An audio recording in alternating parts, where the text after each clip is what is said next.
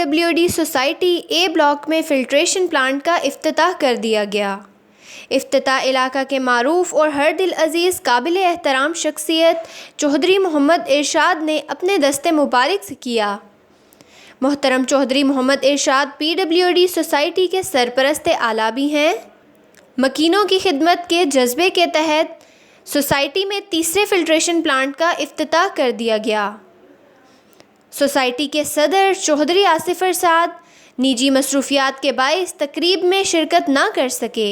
इस मौके पर नायब सदर Malik Adnan Zahoor, general secretary Aamir Riyaz Raja, finance secretary Rana Abdul Shakoor, active member Liaquat Ali Khara, executive member सूबेदार Khalid, executive Mushtaq Gondal, executive member Imran Abbasi, सदर Anjuman Tajran PWD police foundation Chaudhry Riasat Ali, professor Ashraf, Chaudhry Ghafoor Saeed Khan समेत इलाक़ाई मकीनों की बड़ी तादाद मौजूद थी।